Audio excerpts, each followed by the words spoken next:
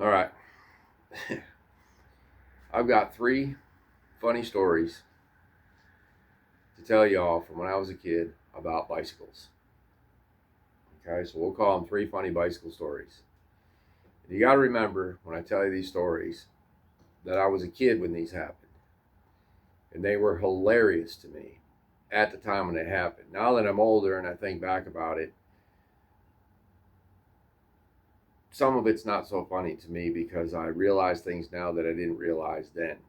So don't think of me as a cruel person when I tell you these stories because I was a kid. And when I say a kid, I mean like, between the ages of 12 and 16. So you don't have the realization about life and the things that go on in life when you're that young that you do when you're 54.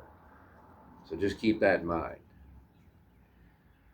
So the first story I'm going to tell you is about a friend I had. I'm not going to name their names. I don't like doing that. But I was at home one day. I was still living at home in my parents' house, and a friend of mine knocked on the door. I answered the door, and I was like, "What's up?" And he's like, "Dude, I got a new bike. My dad came home today. He bought me this really nice bike. I want you to come out and see it. I want to go for a ride." I was like, "Okay, all right, calm down, man. Let's go." I mean, he was really amped up, really excited. So I go outside, and he's got this big green. It's like a green with metal flake in it. Brand new. I think it was a Huffy 3 speed. It's a 3 speed bike. Big shiny silver chrome wheels, and it's got chrome accessories, and it's just really pretty. It's got the skinny little tires, but it's a really nice looking bike. And he's really excited because this kid, where I grew up, most of us were not rich. We were poor.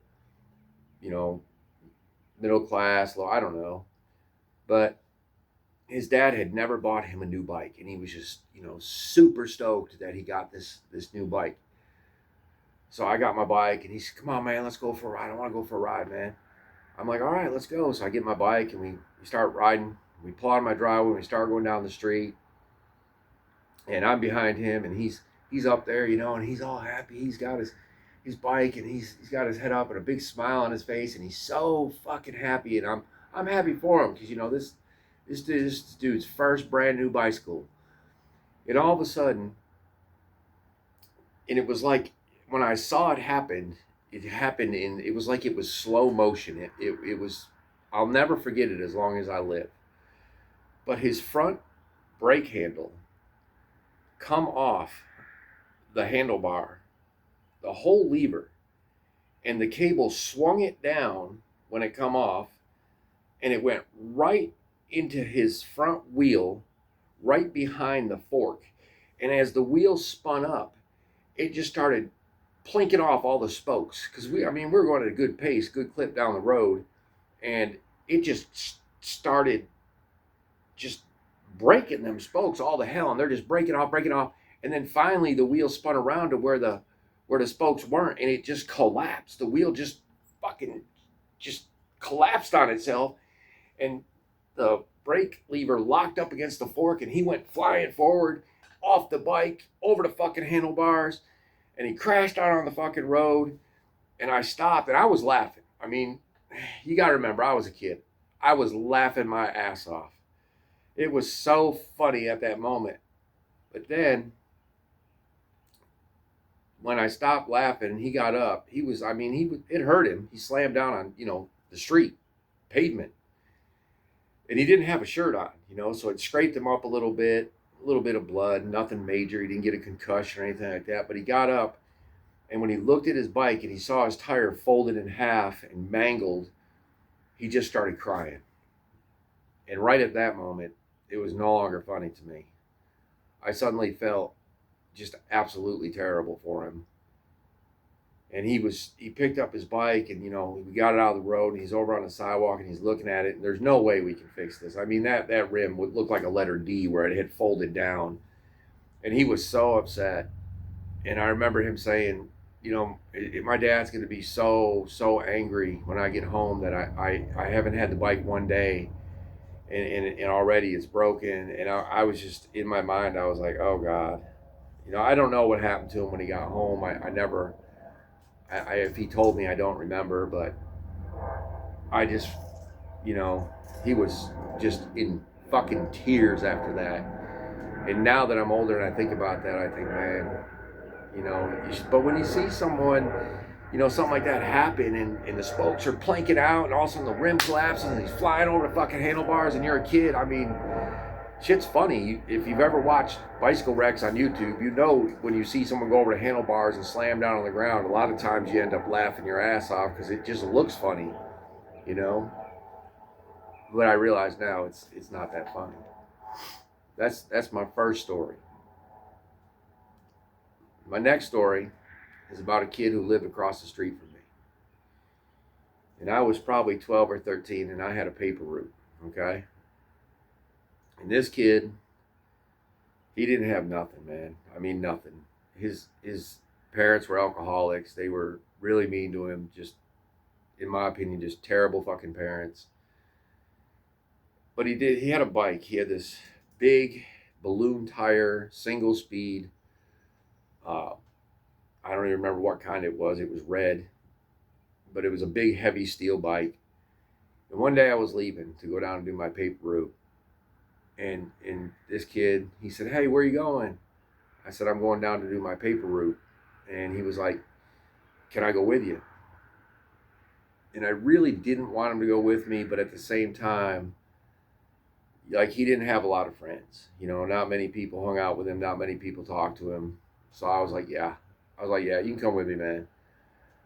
So he gets on his bike and we start pedaling down there. And he's behind me. And all of a sudden I hear this big clank. And then I hear his bike crash. And then I hear him like cussing and like yelling. He's like, "God damn it, blah, blah, blah." You know, when he's going off and he's cussing, I'd stop and I look back and I turn around. I go back and say, "Dude, what are you doing? What's wrong?" Well, his pedal on one side had broken off. Like, I don't know if it was because of the threads or if the pedal just broke, but his parents wouldn't buy him another pedal or another set of pedals.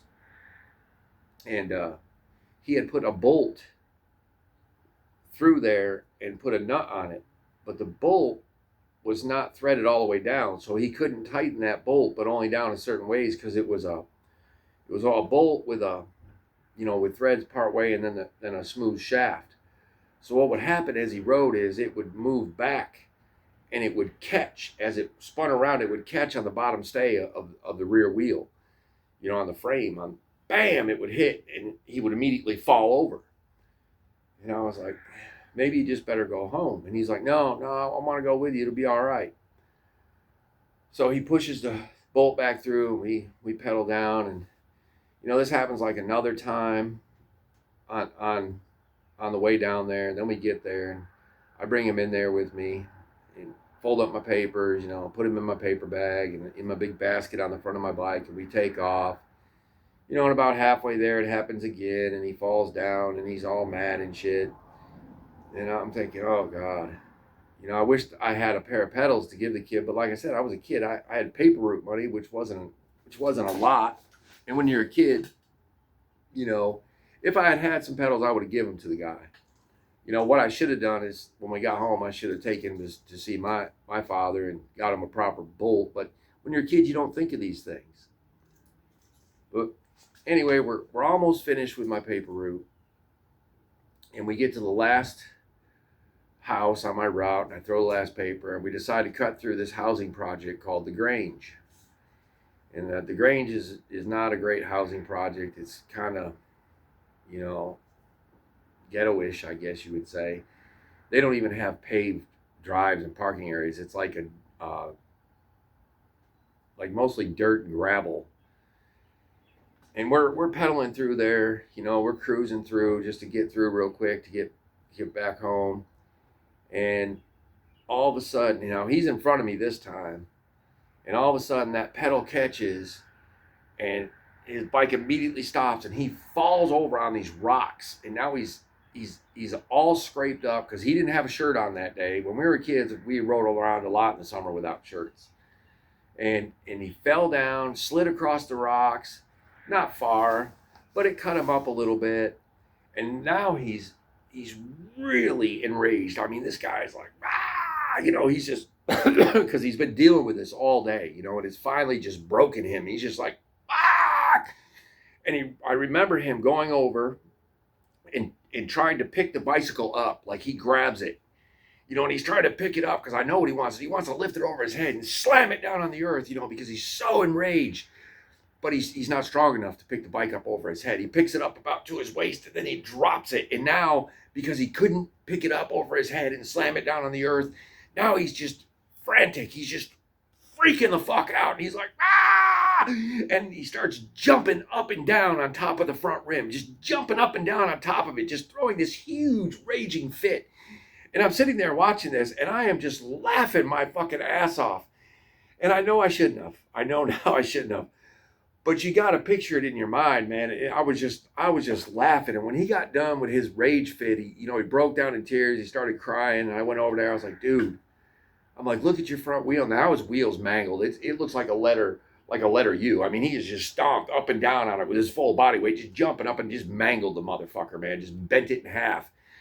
And I was like, dude, now you can't ride your bike at all.